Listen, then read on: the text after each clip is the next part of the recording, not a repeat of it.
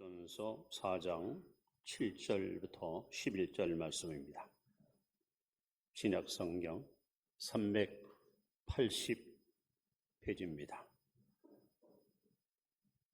베드로전서 4장 7절 말씀부터 교독합니다.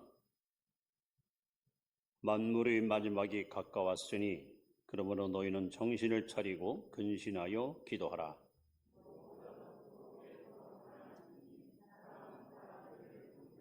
서로 대접하기를 원망 없이 하고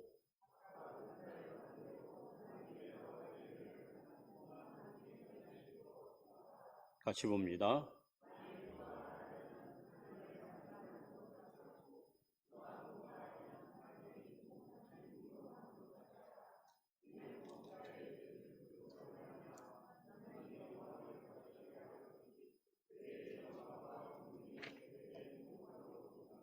아멘. 옆에 분에게 한 해 동안 수고하셨습니다.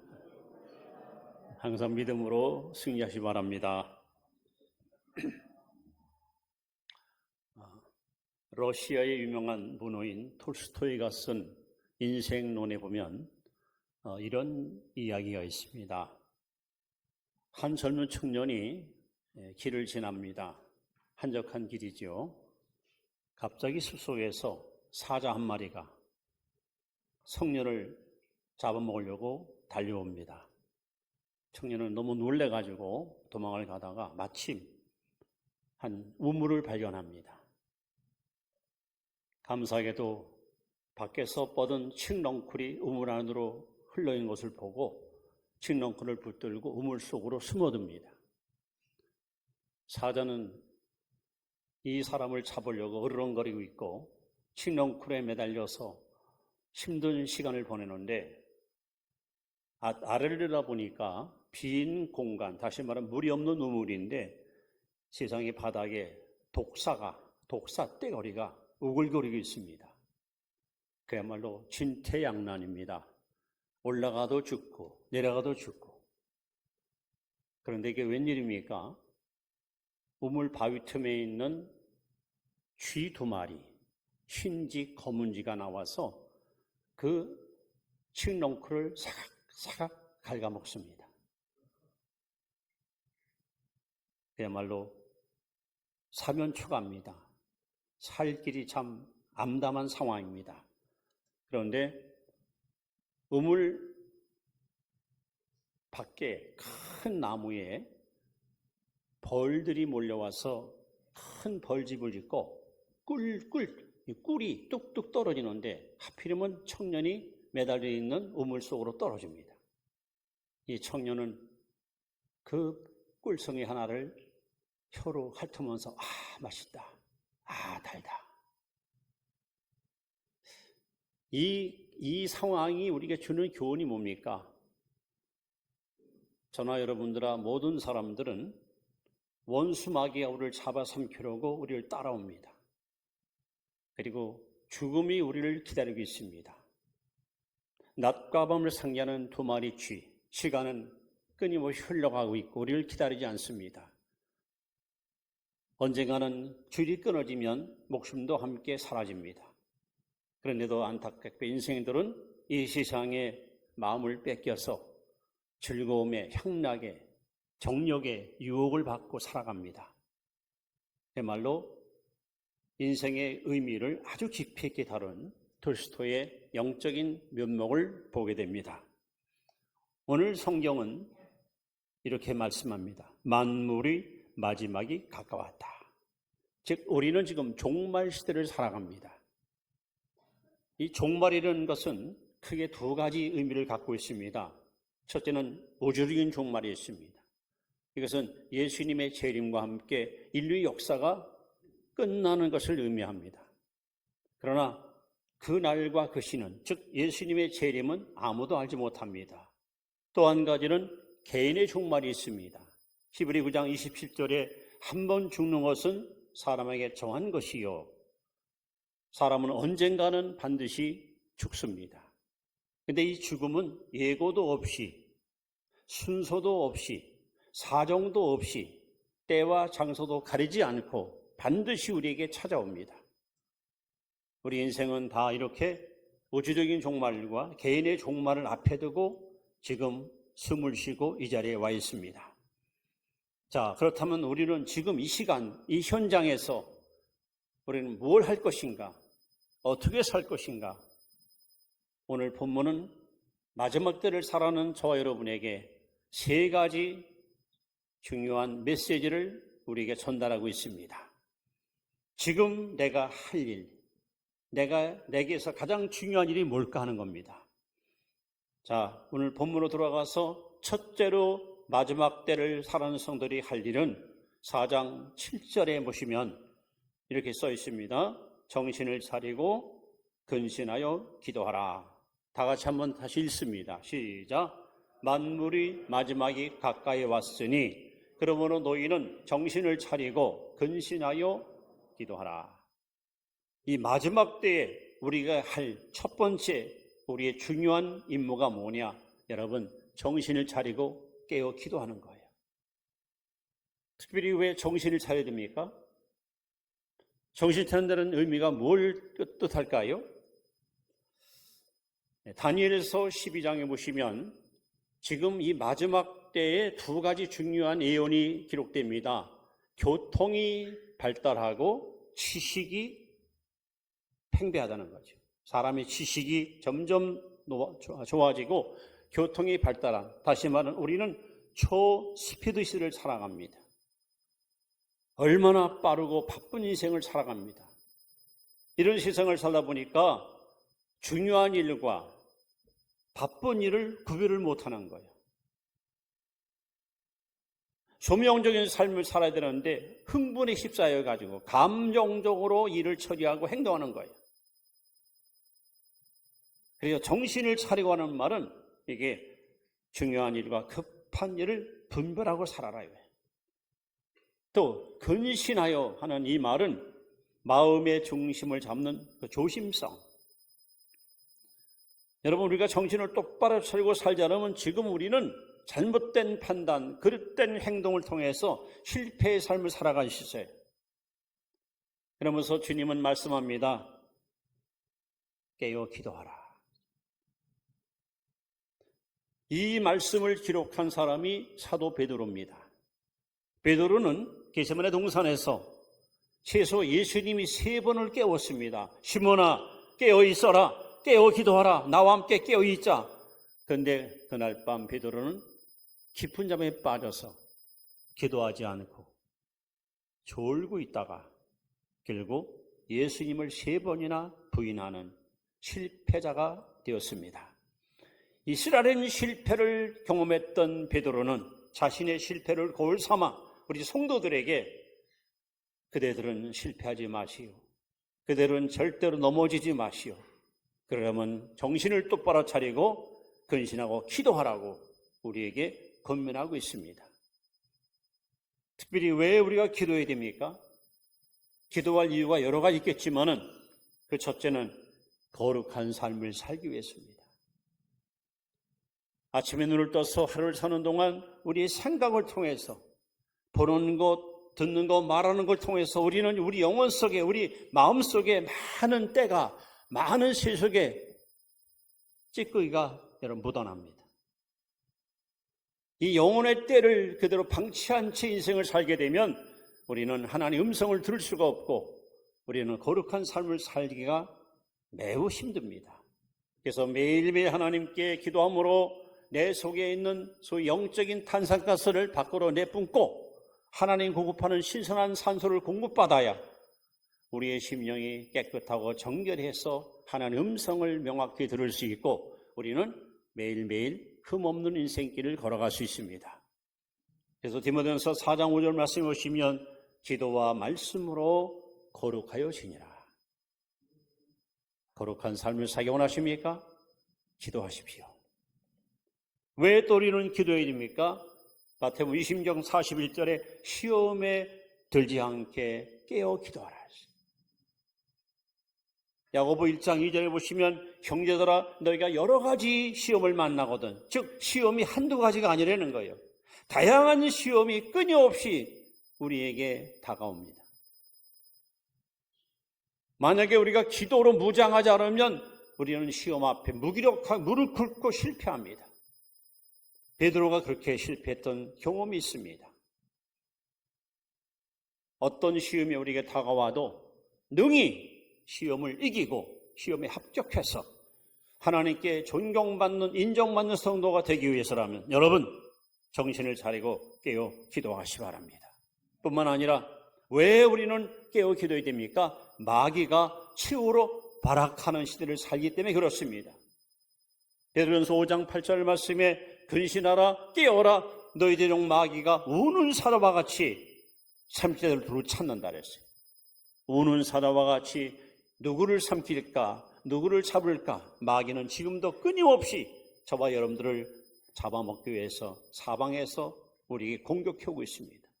그럼 뭘 가지고 우리가 영적인 싸움에서 승리할 수 있겠습니까?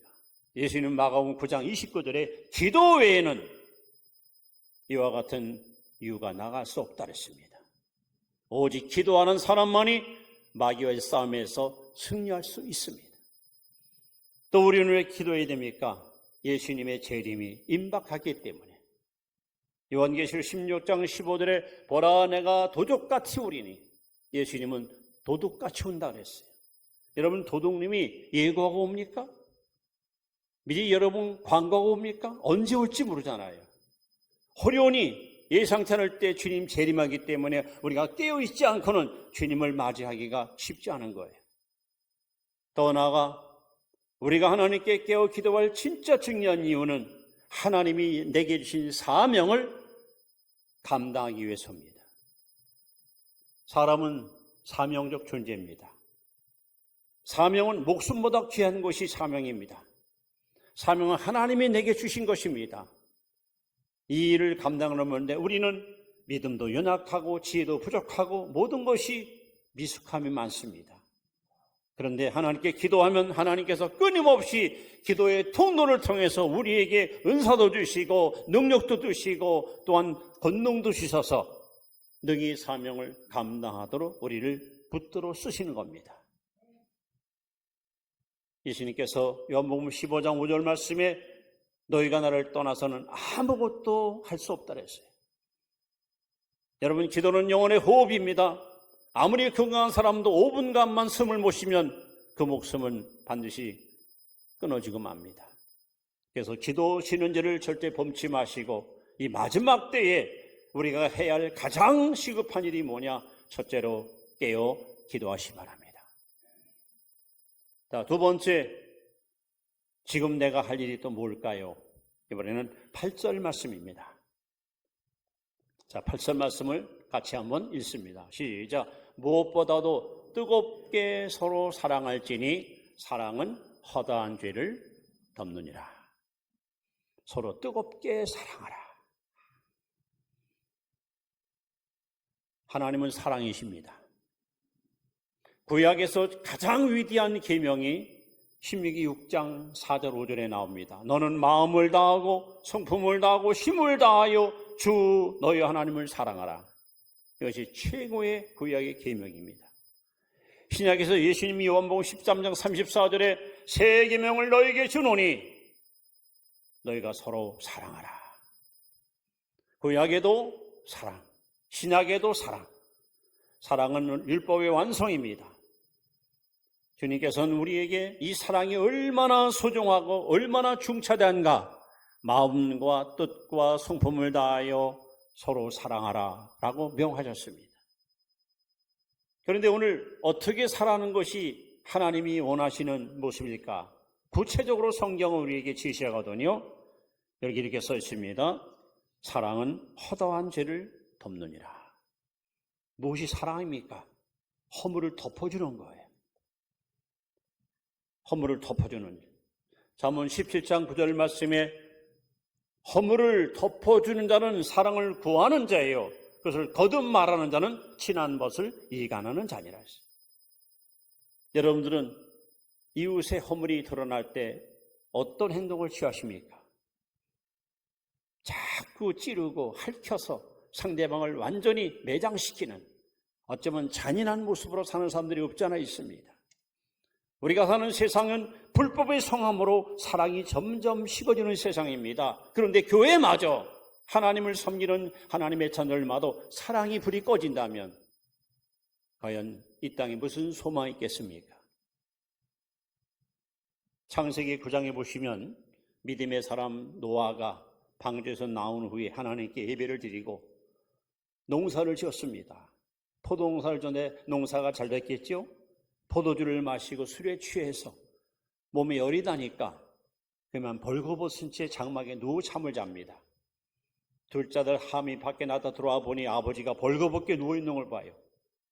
혼자 보기 아까우니까 밖으로 뛰쳐나가서 형 셈과 동생 야벳에게 형, 일로 와봐. 구경꾼이 생겼어. 무슨 일인데 지금 아버지가 벌거벗고 누워 계셔. 가서 봐봐. 그때 셈과 야벳은 어찌 아버지의 하체를, 아버지의 부끄러움을 내가 보겠는가 하고 이 뒤로 돌아서 천을 가져와서 아버지의 부끄러움을 덮어줍니다. 노아가 잠에 깨어나서 그 입을 통해서 세 아들을 놓고 놀라운 예언을 시도합니다. 셈이 하나님을 찬송할지어다. 영적인 축복을 받습니다. 야벳은 물질의 복을 받습니다. 그런데 저 아버지 허물을 덮어냈던 이 함은 너는 종이 되리라. 무서운 저주를 받습니다. 이 성경이 주는 교훈이 뭡니까? 우리는 다 약점이 있습니다. 우리는 다 허물이 있습니다. 근데 남의 허물, 내 눈에는 티는 보지 않고 들보는 보지 않고 남의 눈에는 티를 보는 그런 비판적인 삶을 살면 안 됩니다. 사랑은 용서로 시작됩니다. 사랑은 허물을 덮어주는 것이 사랑입니다. 사랑을 자꾸 들춰내서 상대방을 매장시키는 것은 이거는 결코 하나님 기뻐하는 모습이 아닙니다. 그래서 성경은 분명히 말합니다. 사랑은 허다한 죄를 덮느니라. 더 나아가서 무엇이 사랑입니까? 9절에 보시면 서로 대접하기를 원망 없이 하고 서로 대접하는 거예요. 서로 섬기는 거예요. 서로 베풀고 나누는 거예요. 이것이 사랑입니다.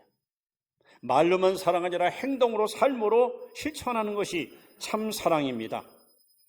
특별히 우리가 남에게 베풀고 섬길 때 원망 없이 하는 원망.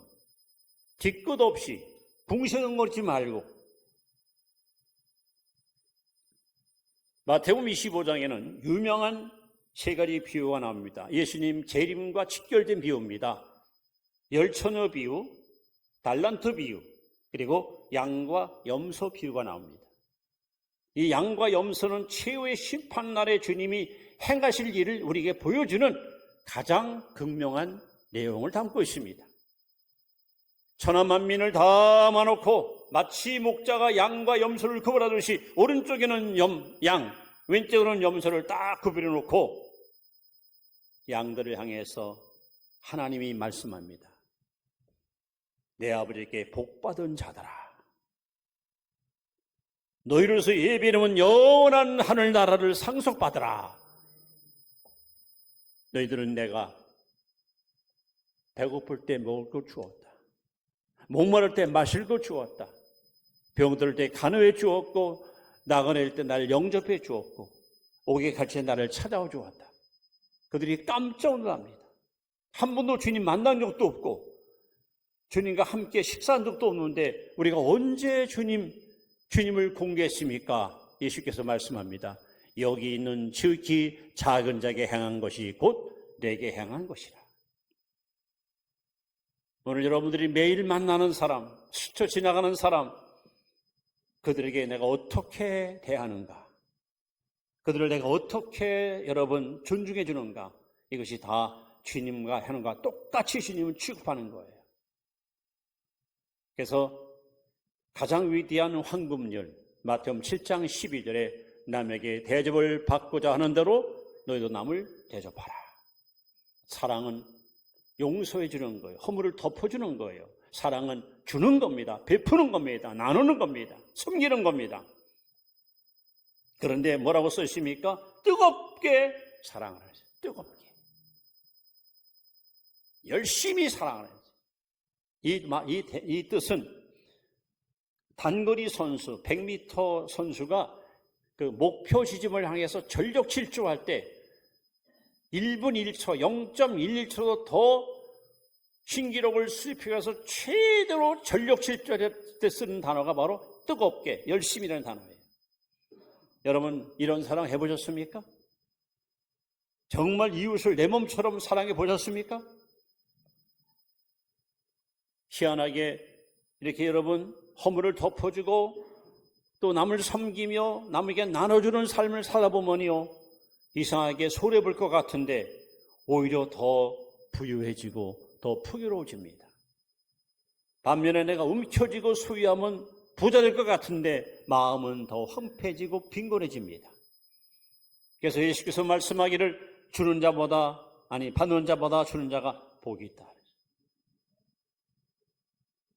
여러분, 뜨겁게 사랑하십시오. 초대교회는 이런 예배당도 따로 없었고 무슨 조직이 있는 것도 아닙니다. 그런데도 그들이 그 거대한 로마 제국을 무너뜨렸습니까? 바로 사랑의 힘이었습니다. 사랑이 바로 이 모든 악을 이기고 모든 불의를 무너뜨렸습니다. 이제 세 번째로 우리는 지금 내가 할 일이 뭘까 하는 겁니다. 이번에는 10절 말씀해 보시면 다 같이 봅니다. 시작. 각각 은사를 받은 대로 하나님의 여러 가지 은혜를 맡은 선한 청지기 같이 서로 봉사하라. 세 번째는 서로 봉사하라. 서로 봉사하라. 그런데 봉사할 때 중요한 조건이 있습니다. 선한 청지기 같이. 청지기가 뭡니까? 청지기, 관리인이에요. 관리인. 주인은 따로 있습니다. 이 사람은 오직 주인이 맡긴 것을 관리하고 관장하는 사람이 청지기입니다. 성경은 분명히 말합니다. 하나님은 바로 오주 만물의 주인이시고 저와 여러분들은 바로 하나님의 청지기입니다. 여러분, 생명도 시간도 물질도 건강도 내 거 아닙니다. 주인이 따로 있습니다. 하나님이 나의 생명을 지금까지 지켜주셨고 하나님이 건강도 나를 붙들어 주었고 내게 직장도 주시고 물질도 주시고 은사도 주시고 시간도 주시고 밝은 햇살과 공기도 주시고 그래서 우리는 지금까지 살아왔습니다. 사람이 이 땅에 올 때 아무것도 가져온 것이 없습니다. 세상을 떠날 때 아무것도 가져가지 않습니다. 하나님이 우리에게 맡긴 것을 우리가 어떻게 잘 지혜롭게 관리하고 잘 선용해서 하나님께 칭찬하는가, 이것이 우리가 해야 할 중요한 삶의 과제입니다. 그런데 오늘 본문에 우리가 봉사할 때 아주 중요한 단서가 있습니다. 뭐라 써 있습니까? 하나님이 공급하는 것 같이 하라. 하나님이 공급하는 힘을 것 같이 하라. 여러분들이 혹 누구에게 구제를 합니다. 불쌍한 사람을 도와줍니다. 그럴 때 여러분, 나니까 도와주는 거야. 이 사람아, 나 아니면 누가 주겠어? 이건 아닙니다, 여러분. 이건 하나님이 저에게 감동을 주어서 이렇게 저에게 베풀려고 했으니까 저한테 고마울 것 없고 하나님께 감사하십시오.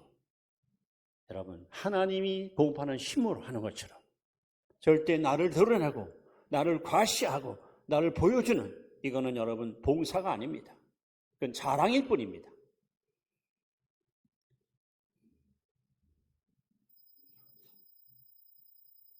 여기 의사도 와 있는데 의사로서 의사의 일을 수행하기 전에 그 히포크라테스라는 선서를 하게 됩니다. 그 선서문을 제가 읽어보니까 두 번째 항에 이렇게 써 있습니다. 나의 은사에 대하여 존경과 감사를 드립니다. 히포크라테스 두 번째 항목입니다. 즉 의사라는 이 직분이 돈벌이 수단이 아니라 생명을 살리고 건강을 보장해주고 사람들을 행복으로 이끄는 너무나도 중요하고 너무나도 엄중한 그런 은사라는 거죠. 이러한 모습 이대로 우리가 성실하게 어디든지 내게 주신 건강 혹은 재물 혹은 시간을 가지고 여러분 서로 섬기고 봉사한다면 우리가 사는 사회는 훨씬 더 밝고 아름다운 하모니가 음악으로 들려오지 않을까 이렇게 생각합니다. 이제 말씀을 이렇게 마무리합니다. 여러분 지금 지구촌에 이 세상 어디든지 어느 나라 백성이든지 다 스마트폰을 사용하고 삽니다. 사실은 이 스마트폰, 다시 한번 아이폰을 만든 사람 스티븐 잡스라는 사람이죠. 스티븐 잡스. 이 컴퓨터를 집에 있는 컴퓨터를 손에 다니는 컴퓨터로 만들자. 대단한 혁명가고 대대한 발명자입니다. 좀 일찍 세상을 떠났지만 이 스티븐 잡스가 17살 때 하나의 글귀를 보고 인생이 바뀌었어요. 그가 본 글귀는 이런 내용입니다. 하루하루를 인생의 마지막 날처럼 산다면 언젠가는 바른 길에 서 있을 것이다. 17살 때 스티븐 잡스는 하루하루를 인생의 마지막 날처럼 산다면 언젠가는 바른 일이 있을 것이다. 그래서 그는 아침에 눈을 뜨면 항상 아침마다 자신한테 질문을 던졌답니다. 오늘이 내 인생의 마지막 날이라면 지금 하려는 일을 할 것인가? 이 사람은 매일같이 오늘은 내 인생의 마지막 날이다. 오늘 내 인생의 마지막 날이다. 그러니까는 그 소중한 시간을 허비하지 않고 어떤 일이냐 집중해서 남이 이루지 못한 엄청난 일을 읽을 수가 있던 겁니다. 여러분 시간은 결코 우리를 기다리지 않습니다. 세월은 결코 멈춰 서 있지 않습니다. 지나간 세월은 다시 오지 않고 남은 여생은 결코 길지 않습니다. 지금 내가 숨쉬고 있는 호흡하는 이 순간만이 내가 살아있는 유일한 순간입니다. 그렇다면 오늘 이 시간, 오늘 이 자리에서 저와 여러분들이 해야 할 일이 뭡니까?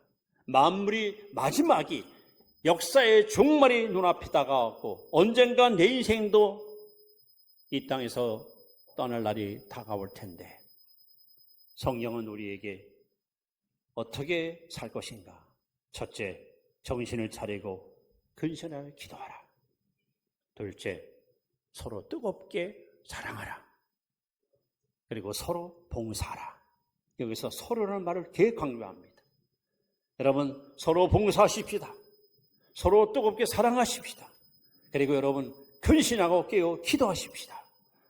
그래서 내게 주어진 이 소중한 생애를 허비하지 말고 부끄럽지 않은 인생을 살아가는 이 시대의 진정한 선한 청직이 바로 여러분과 제가 되기를 주의 이름으로 축원합니다. 기도합니다.